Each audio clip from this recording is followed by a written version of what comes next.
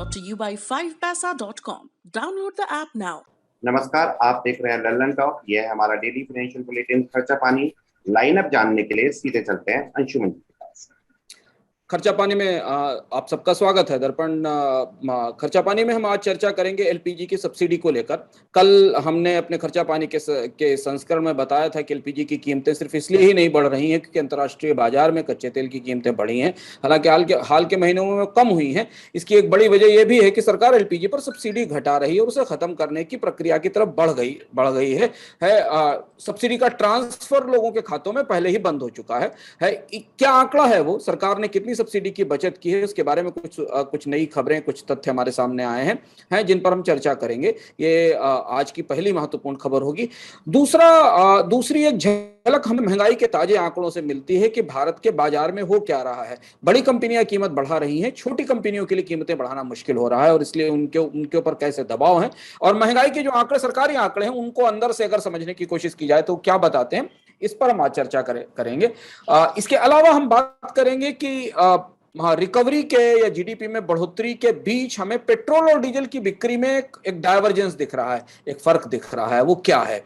Petrol की मांग बढ़ रही है, डीजल की मांग कम हो रही है, वो हमें क्या बताता है? और चलते चलते हमारे पास ऑटो सेक्टर से गाड़ियों की, कारों की, बाइक की बिक्री के आंकड़े आए हैं, उन पर एक चलते चलते समझने की कोशिश करेंगे कि उनसे हमें किस तरीके का इशारा अर्थव्यवस्था के बारे में मिल रहा है। अंशुमन जी, कल जब आपने उज्ज्वला योजना के बारे में बताया था तो आपने ये भी संकेत दिया था कि सरकार धीरे धीरे सब्सिडी खत्म कर देगी। अब आपकी बात पर मुहर लगाता हुआ एक अपडेट हमारे पास कि पिछले साल मई से आज तक एलपीजी यूजर्स को उनकी सब्सिडी नहीं मिल रही है, जबकि मतलब ऑफिशियली ऐसी कोई घोषणा नहीं हुई, लेकिन उनके खातों में रिवर्स नहीं आ रही है। तो सरकार कितना पैसा बचा रही है इससे और क्या अपडेट है सर? हाँ, ये बात जब एलपीजी के प्राइस बढ़ना शुरू हुए थे उसी समय से लगातार लोगों ने सोशल नेटवर्क्स पर इस बात पर टिप्पणी करनी शुरू की थी कि लोगों के खातों में एलपीजी की सब्सिडी आना बंद हो गई है, जो कि डायरेक्ट बेनिफिट ट्रांसफर का हिस्सा था पिछले साल से। और तब से ही ये संकेत मिलने लगे थे कि सरकार क्रमशः एलपीजी पर सब्सिडी कम करेगी। अभी हमारे पास जो आंकड़ा आया है उस हिसाब से सरकार ने मई 2020 के बाद जो सब्सिडी जो सेल की है एलपीजी की कंपनियों ने, उसमें करीब 27,000 करोड़ रुपए की सब्सिडी बचाई गई है कीमतें बढ़ाकर और सब्सिडी को ट्रांसफर ना करके। अब यहाँ दो चीजें एक साथ एलपीजी के प्राइसेस में काम कर रही हैं। एक तरफ तो कच्चे तेल की कीमतें बढ़ रही हैं जिसका बढ़ोतरी का असर हमें बाकी सारे उत्पादों पर दिखाई दे रहा है, और वैसा ही असर हमें एलपीजी या रसोई गैस पर दिखाई देता है, जिससे पेट्रोल डीजल की कीमतें बढ़ रही हैं। पर पेट्रोल डीजल की कीमतों का अर्थशास्त्र टैक्स प्रभावित अर्थशास्त्र है। वहां बड़े पैमाने पर टैक्सेस हैं जो उत्पादन की लागत और कच्चे तेल की कीमत के ऊपर लगते हैं और हमारी जिंदगी महंगी करते हैं। एलपीजी का अर्थशास्त्र सब्सिडी का अर्थशास्त्र है। तो एलपीजी में दो फैक्टर एक साथ काम कर रहे हैं और इसलिए आपकी रसोई इतनी महंगी हो रही है लगातार, क्योंकि 15 दिन में 50 रुपए कीमत बढ़ी है। उसकी बड़ी वजह यह है कि एक तरफ तो सामान्य रूप से कच्चा तेल महंगा होने के कारण कीमतें बढ़ रही हैं, और कच्चा तेल अगर मार्च में महंगा होगा या अप्रैल में महंगा होगा तो आपका सिलेंडर मई में आकर महंगा होगा क्योंकि इतना समय लगता है कच्चे तेल को रिफाइन होकर और उसकी प्राइस ट्रांसफर होने के लिए, वो लैग इफेक्ट में होता है। तो एक तो ये वजह है कि सामान्य रूप से कीमतें बढ़ी हैं पेट्रोलियम उत्पादों की, और दूसरी चीज, इसी के बीच सरकार ने इसी तेजी का लाभ उठाकर या बजट के दबाव के कारण सब्सिडी कम करनी शुरू की है। और इसलिए जो सब्सिडी का आंकड़ा है वो 27,000 करोड़ रुपए का आंकड़ा है। बिजनेस स्टैंडर्ड की एक एनालिसिस है जो हमारे पास उपलब्ध है। अगर हम इसे और थोड़ा पीछे जाकर देखने की कोशिश करें तो अप्रैल 2014 में सरकार करीब 567 रुपए की सब्सिडी देती थी सिलेंडर पर। अप्रैल 2014 में यह आंकड़ा बताता है। उसके बाद कीमतें घटती चली गई और सब्सिडी का, क्योंकि उसके बाद कच्चे तेल की कीमतें तेजी से गिरी थी, हमें याद होगा भारत में, और सब्सिडी का कंपोनेंट जो है वो 2016 में 100 रुपए पर सिलेंडर के आसपास पहुंच गया था क्योंकि सब्सिडी कम होती चली गई थी। सब्सिडी 2018 के बाद फिर उसका पे आउट बढ़ना शुरू हुआ, सब्सिडी में बढ़ोतरी होनी शुरू हुई, और ये करीब 2018 के नवंबर में जो आंकड़ा है हमारे पास वो 434 रुपए की सब्सिडी सिलेंडर के ऊपर आ गई थी बढ़कर, जो करीब 941 रुपए के आसपास की लागत पड़नी चाहिए थी कस्टमर को, लेकिन वो कंज्यूमर को 506 रुपए का रिफिल मिलता था। अब जो नया अर्थशास्त्र आया है जिसमें हम पेट्रोल की और कच्चे तेल की कीमतों में बढ़ोतरी होती देख रहे हैं, उसके साथ ही सब्सिडी में कमी होती देख रहे हैं, और इसलिए हम एलपीजी सिलेंडर की महंगाई आने वाले समय में और भी देखेंगे, क्योंकि जो बचा हुआ सब्सिडी कंपोनेंट है, अगर सरकार ने उसे नहीं वापस लिया तो ये कीमतें काबू में रहेंगी, और अगर सरकार ने इसी तरह से क्रमशः 25 रुपए 50 रुपए बढ़ाते हुए इस कंपोनेंट को खत्म करने की प्रोसेस शुरू की, तो एलपीजी भी आमतौर पर अब उसी ईंधन के रास्ते में पहुंच जाएगी जिस तरीके का ईंधन हम पेट्रोल डीजल को मानते हैं, जो अंतर्राष्ट्रीय बाजार में कच्चे तेल की कीमतों की में बढ़ोतरी से या कमी से प्रभावित होता है। अंशुमन जी, एक छोटा सा अपडेट और भी है। 2014 से आपने तुलना शुरू की थी, तो कल हमने एक स्टोरी की थी और पता चला कि पिछले 7 सालों में मोदी सरकार के कार्यकाल के दौरान लगभग दुगने हो गए हैं एलपीजी के दाम एंड यूजर के लिए। दूसरी खबर अंशुमन जी, इंडिया इंक में जो सर्वाइवल ऑफ द बिगेस्ट वाली कहानी चल रही है, उस पर आपका एक अपडेट, आपके पास एक अपडेट है, जहां बड़ी कंपनियां कच्चे माल के इन्फ्लेशन को ग्राहकों को पास कर दे रही है, वहीं छोटी कंपनियों के लिए सरवाइव करना मुश्किल हो रहा है। पिछले कुछ समय में रबर, टेक्सटाइल, पेपर, तेल सभी दामों में बढ़त देखी गई है। अपडेट महंगाई के आंकड़े को हम भीतर से खोलने की कोशिश करते हैं, और वहां से हमें दिखाई देता है कि महंगाई का ढांचा किस तरीके का है। एक तो जो थोक महंगाई है, महंगाई में हमारे सामने दो स्वरूपों में आती है। एक थोक महंगाई जो कि प्रोड्यूसर और ट्रेडर के बीच में होती है या मार्केट और फैक्ट्री के बीच में होती, और दूसरी वो महंगाई जो मार्केट और कंज्यूमर के बीच में होती। तो कंज्यूमर महंगाई का आंकड़ा हमारे पास अलग आता है।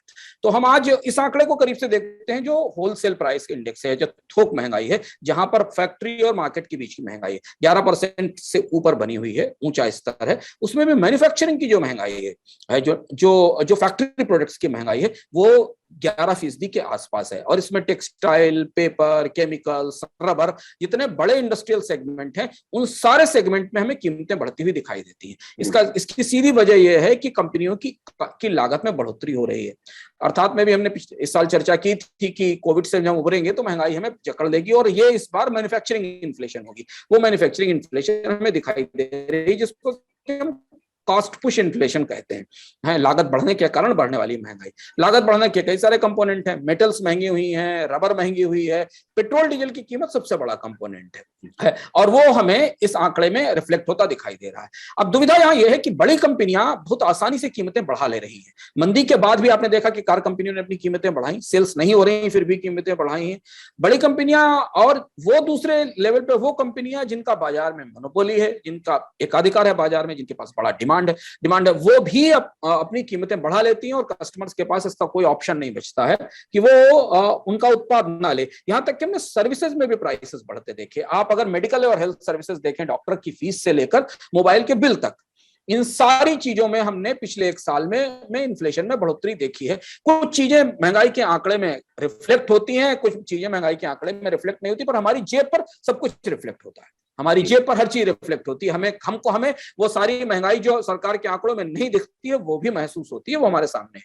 अब यहाँ छोटी कंपनियां मुश्किल में फंस गई हैं। छोटी कंपनियां जो कंपटीशन में रहने के लिए हमेशा अपने मार्जिन कम रखती हैं, प्राइस थोड़ा कम रखती हैं, बड़ी कंपनियों के सामने अपने आप को बाजार हासिल करने के लिए अपने मार्जिन, अपने मुनाफों की कुर्बानी देती हैं, उनका बलिदान करती हैं। उनके लिए बड़ी मुश्किल आ रही है कि वो अपने प्राइसेस कैसे बढ़ाएं। इनपुट की कॉस्ट तो उनके लिए भी बढ़ी हुई है, मेटल तो उनके लिए भी महंगी हुई है, पेट्रोल डीजल तो उनके लिए भी महंगा हुआ है, मोबाइल का खर्चा तो उनका भी बढ़ा है। ये एक चुनौती है आने वाले समय में कि अगर ये बैलेंस, ये जो डिसबैलेंस है मार्केट में, वो नहीं खत्म हुआ तो बहुत सारे सेक्टर्स में छोटी कंपनियों के लिए, जैसे रबर सेक्टर में बड़ी कंपनियां और छोटी कंपनियां, पेपर में या केमिकल्स में बड़ी कंपनियां और छोटी कंपनियां, इनके परफॉर्मेंस में हमें काफी अंतर दिखाई देगा, और उनके लिए प्रतिस्पर्धा में खड़े रहने की चुनौती दिखाई देगी। और इन्फ्लेशन चूंकि एक साइकिल है तो वो साइकिल लौटकर कीमतें बढ़ाता ही रहेगा जब तक कि उसमें कोई बड़ा इंटरवेंशन ना आ जाए, या तो वहां पे कमोडिटी के प्राइसेस टूट जाएं, या सरकार टैक्सेस कम कर दे। जब तक ऐसे कोई बड़े इंटरवेंशन या डिसरप्शन नहीं आते हैं, तब तक ये जो इन्फ्लेशन का साइकिल है ये इस तरह से मूव करता रहेगा। इस साइकिल में मंदी और महंगाई के बीच में छोटी कंपनियां, ये बड़े बुल थे उनके बीच में आकर फंस गई हैं। उनके है, बड़ी कंपनियां तो निकल गई, उन्होंने तो बुल्स को किनारे कर दिया और आगे बढ़ के खड़ी हो गई। पर छोटी कंपनियां, एक तरफ तो काम धंधा बंद होना, डिमांड टूटना, मांग नहीं होना, लंबे समय के लॉकडाउन झेलना, और जब लॉकडाउन के बाद उनका कारोबार खुलना और शुरू हुआ, तब उनके पास एक विकल्प नहीं है कि वो अपनी लागत को बढ़ाकर, जो उनकी बढ़ी हुई लागत है उसे वो बांट सके उद्योगों उपभोक्ताओं के साथ। ये हमें महंगाई के आंकड़े से इस बात का संकेत मिलता है। अंशुमन जी, तीसरी खबर यह है कि भारत में फ्यूल कंजम्पशन धीरे धीरे बढ़ रहा है, लेकिन इसमें डीजल का शेयर उल्टा घट रहा है। इसको लेकर आपका डेटा तो है ही, वो शेयर कीजिएगा। मेरा एक निजी क्यूरियोसिटी भी है अंशुमन जी कि डीजल के कंजम्पशन के कम होने की ये सरकार के दीर्घकालिक कदमों का नतीजा है, कोई शॉर्ट टर्म फैक्टर? क्योंकि मुझ जैसा लेमैन हमेशा ये देखता है कि डीजल को सरकार हो या फिर खबरों में अगर सुप्रीम कोर्ट से लेकर हर जगह डिमोटिवेट करती है उसके यूज को, तो ये भी जानना चाहिए। नहीं, अब हमारे पास जो देखने का जो नया तरीका है, जब हमारे पास साल की पहली तिमाही के आंकड़े आ गए हैं, तो आपको लगातार चर्चा चारों तरफ इस बात पर होगी कि हम प्री कोविड लेवल पर पहुंचे कि नहीं पहुंचे, हम कोविड से पहले की स्थिति में आए कि नहीं आए। अब वही एक पैमाना है कि कोविड से पहले हम एक्स थे और उसके बाद हम -X हो गए, तो हम माइनस से कितना ऊपर गए उसके आधार पर तुलना की जाती है। तो सबसे जो हाई फ्रिक्वेंसी इंडिकेटर होता है दर्पण किसी भी अर्थव्यवस्था की रफ्तार को नापने का, वो फ्यूल की सेल्स होती है, पेट्रोल डीजल की सेल होती है, क्योंकि वो निरंतर चलती रहती है और वो हमें ये बताती है, और वो हमें इतने सूक्ष्म ढंग से किसी क्षेत्र के बारे में भी बता सकती है कि किसी जिले में पेट्रोल डीजल कितना बिकता है। ये सीधे तौर पर वहां की इकोनॉमिक एक्टिविटीज का इंडिकेटर हो सकता है। जैसे पावर का कंजम्पशन है, कितना पावर का कंजम्पशन बढ़ता है, उसके आधार पर हमें नाप सकते हैं कि अर्थव्यवस्था का पहिया कितनी रफ्तार से दौड़ रहा है या चल रहा है। तो जो फ्यूल कंजम्पशन के या पेट्रोल डीजल की डिमांड के आंकड़े हमारे पास आए हैं, उनमें एक बड़ा दिलचस्प या बड़ा इंटरेस्टिंग डाइवर्जेंस दिखता है, रोचक डाइवर्जेंस है। पेट्रोल की डिमांड प्री कोविड लेवल पर आ गई है, यानी पेट्रोल जितना कोविड आने से पहले 2020 जनवरी में या उससे पहले दिसंबर में औसत बिकता था मंथली आधार पर, मासिक आधार पर, पेट्रोल की बिक्री लगभग वहां पहुंच चुकी है। लेकिन डीजल की सेल्स अभी भी गिरी हुई है प्री कोविड लेवल से भी, और डीजल की सेल्स में पिछले महीने के मुकाबले, यानी जुलाई के मुकाबले अगस्त में भी गिरावट आई है। अब इसके 2-3 फैक्टर हो सकते हैं। पहले हम आंकड़े समझ लें, जो आंकड़े हैं कि करीब अगस्त में पेट्रोल की सेल करीब 2.43 मिलियन टन के आसपास रही, जो 13.6% ज्यादा है पिछले साल से। और प्री कोविड सेल्स के हिसाब से अगर आप देखें तो ये अगस्त 2019 के मुकाबले, जो प्री कोविड सेल थी, उसके मुकाबले देखें तो ये 2 उससे कम से कम 4.1% ज्यादा है। यानी हम पिछली गिरावट के दौर से भी बाहर निकल आए और पेट्रोल की बिक्री के मामले में प्री कोविड लेवल को भी पार कर लिया। लेकिन डीजल, जो कि मुख्य ईंधन है, जो अर्थव्यवस्था का मुख्य ईंधन है, क्योंकि पेट्रोल का इस्तेमाल आमतौर पर निजी वाहनों में ज्यादा होता है और डीजल का इस्तेमाल पूरी तरह से कमर्शियल ट्रैफिक में होता है और ट्रकर्स ट्रैफिक में होता है, खासतौर से लॉजिस्टिक्स में होता है। वहां जो डिमांड है वो अभी भी पिछले साल की तुलना में, और अगस्त 2019 देखें, जो प्री कोविड लेवल देखें, तो वहां से करीब 10% नीचे है।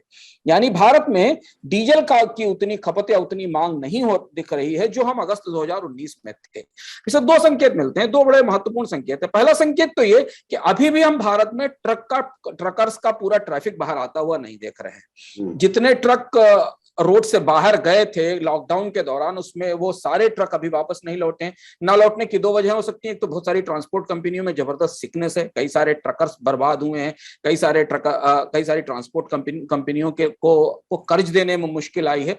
तो एक तो ये कि वो जो कोविड का डिसरप्शन था, जो कोविड का हिट था इस सेक्टर के ऊपर, वो दिखाई पड़ा, इसलिए ट्रांसपोर्ट बाहर नहीं आया। दूसरा ये कि डिमांड अभी उतनी नहीं है जो प्री कोविड लेवल पर पहुंच गई हो, जिससे कि हमें उतने ट्रकों की जरूरत पड़े जितने ट्रकों की आवश्यकता होती है। दूसरा पहलू ये, तो जो लोग ये समझ रहे हैं कि रिकवरी है, तो रिकवरी का एक बड़ा पिक्चर है, पर हम आपको इस खर्चा पानी में रिकवरी के छोटे पिक्चर बताने की कोशिश करते हैं, क्योंकि छोटा पिक्चर ही रोजगार का पिक्चर है।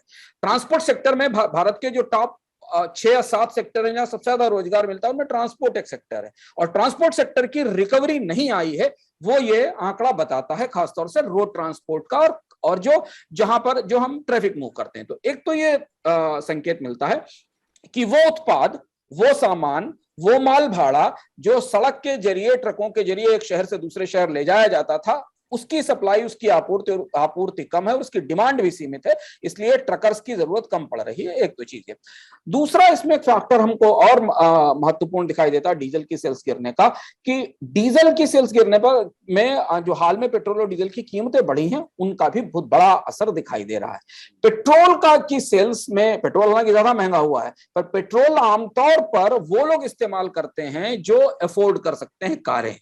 उन्होंने अपना पेट्रोल की खपत कम कर ली होगी, सीमित कर ली होगी या उन्होंने अपनी यात्राएं कम कर ली होंगी, लेकिन फिर भी पेट्रोल की डिमांड वापस लौट आई है इस महंगाई के बाद भी।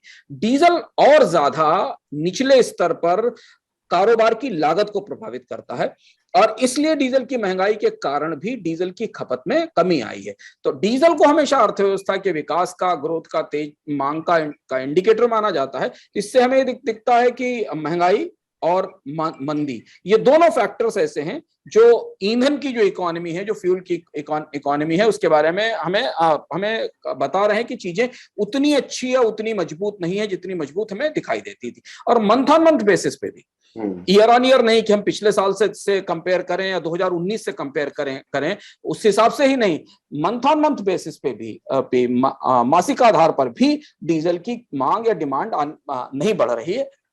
इसके कुछ और कारण भी हो सकते हैं, छोटे मोटे कारण ये भी कहे जा सकते हैं कि इफिशिएंसी बढ़ सकती है, ये भी कहा जा सकता है कि लोगों ने वाहनों में वाहन ज्यादा फ्यूल इफिशिएंट हो गए, पर वो सारे तथ्य वो उतना बड़ा हिस्सा नहीं रखते डीजल की डिमांड में, क्योंकि जो डीजल की डिमांड का सबसे बड़ा हिस्सा है वो ट्रांसपोर्ट में है और खासतौर से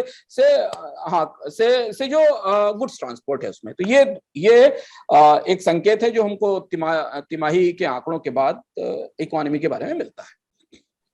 अंशुमन जी, ऑटो सेक्टर से जुड़ी जिस खबर की बात हम अंत में करने जा रहे हैं, उसके लिए कंगाली में आटा गिला वाला मुहावरा भी नहीं यूज कर सकते, क्योंकि वो तो कोविड से पहले ही था। लेकिन अभी स्थिति और बदतर यूं हुई है कि अगर डिमांड बढ़ भी जाए अब, तो सप्लाई साइड में दिक्कतें आने वाली हैं। ऑटो सेक्टर में कार निर्माण के लिए जरूरी जो चिप है उसकी वैश्विक कमी पड़ रही है, और मारुति ने ये बताया कि अगले 2 महीनों में हरियाणा और गुजरात में बनने वाली कारों में 60% तक की कमी आ सकती है।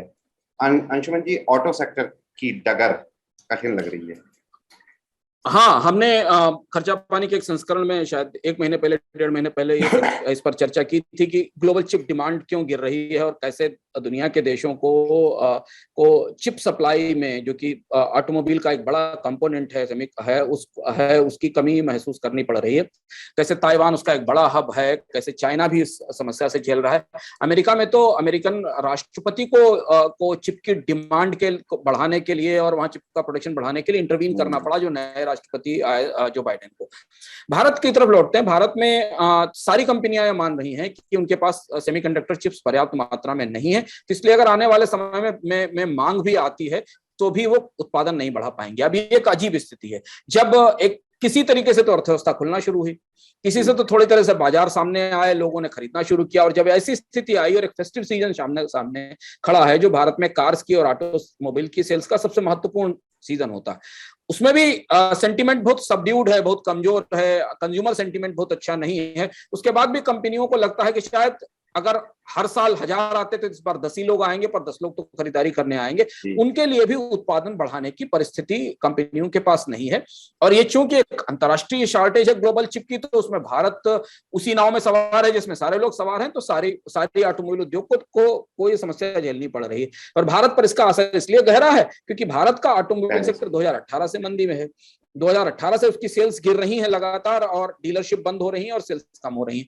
ऑटोमोबाइल के जो अभी नंबर आए, सेल्स के नंबर हमारे पास आए, वो नंबर्स भी हमें 4 व्हीलर्स वाहनों के मामले में तो थोड़ा सा बेहतर होने की संकेत देते हैं, लेकिन 2 व्हीलर्स को लेकर तस्वीर बहुत अच्छी नहीं, और जो मुझे लगता है कि ज्यादा चिंताजनक है।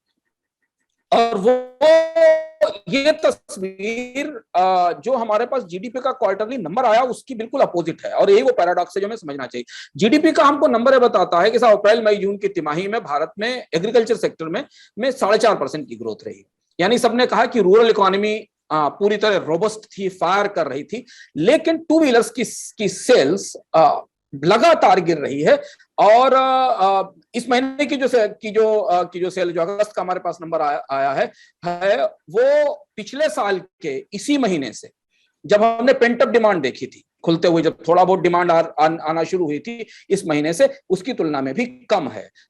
अब ये हमें टू व्हीलर्स की सेल हमेशा हमें ग्रामीण और कस्बाई अर्थव्यवस्थाओं के मामले में, वहां के मिजाज के बारे में, वहां की परचेजिंग पावर के बारे में, वहां खरीदारी के बारे में एक इंपॉर्टेंट इंडिकेटर के तौर पर सामने आती है। हमें बताती है कि वहां मांग कितनी है। और टीवीएस मोटर्स को छोड़कर बाकी जितनी प्रमुख कंपनियां हैं उनके सबके आंकड़े बहुत अच्छे टू व्हीलर सेल्स के नहीं आए हैं। तो अब क्या यही तस्वीर हमको कुछ और चीजों के मामले में दिखाई देगी, जहां रूरल मार्केट में बिकने वाले सामानों की यही परिस्थिति होने वाली, जैसे सीमेंट है, जैसे टाइल्स है, जैसे कंस्ट्रक्शन मटेरियल है, जैसे इलेक्ट्रिक गुड्स है, जैसे कॉस्ट इफेक्टिव एफएमसीजी है, क्या वहां भी हमको यही ट्रेंड दिखाई देगा, या समस्या केवल टू व्हीलर सेगमेंट में ही है? लोग बाइक नहीं खरीदना चाहते हैं, लोग स्कूटर नहीं खरीदना चाहते हैं, बाकी चीजें नहीं कर रहे हैं, ये हमें थोड़े समय बाद पता चलेगा। लेकिन ऑटोमोबाइल के आंकड़ों में एक तरफ फोर व्हीलर हैं जिनकी अगर डिमांड बढ़े तो कंपनियों के पास प्रोडक्शन की कैपेसिटी है, पर उनके पास प्रोडक्शन का कंपोनेंट नहीं है। दूसरी तरफ टू व्हीलर्स हैं जो रूरल मार्केट की और भारत के ग्रामीण बाजार की सेल्स पर चलते हैं, वहां से उनको बहुत उत्साहवर्धक संकेत अभी नहीं मिल रहे हैं। ये उस तिमाही नतीजे का जो नतीजा पहली तिमाही का हमारे पास आया था, जिस पर हमने चर्चा की थी, ये उसका और थोड़ा सा माइक्रो और भीतर जाकर जो अर्थव्यवस्था में अलग अलग क्षेत्रों में क्या हो रहा है उसे समझने की कोशिश है। ये इस संदर्भ में हम ऑटोमोबाइल के आंकड़ों को देख सकते हैं। अंशुमन जी, जब आप ऑटोमोबाइल के आंकड़े बता रहे थे तब मुझे अर्थव्यवस्था का जो पहला अध्याय था टेक्स्ट बुक आंकड़ों के हिसाब से देखें तो कोई भी ये कहेगा कि डीजल के दाम घट रहे हैं, पेट्रोल के दाम बढ़ रहे हैं, टू व्हीलर का कंजप्शन, इसकी जो डिमांड है वो बढ़ रही है, वही टू व्हीलर और फोर व्हीलर का भी है। तो इसलिए हमें और विस्तार रूप से इसको जानना चाहिए कि ऐसा हमेशा नहीं होता है कि अगर इंफीरियर गुड्स की डिमांड घट रही है, जरूरी नहीं है कि अर्थव्यवस्था इस हिसाब से बढ़ रही है। अंशुमन जी, ये था, दर्शकों को कहना चाहेंगे कि ये था आज का खर्चा पानी। 2 दिनों बाद यानी 5 सितंबर से क्रिप्टो से जुड़ी नई सीरीज एक नया पैसा का पहला एपिसोड आ रहा है। आज के लिए विदा, शुक्रिया।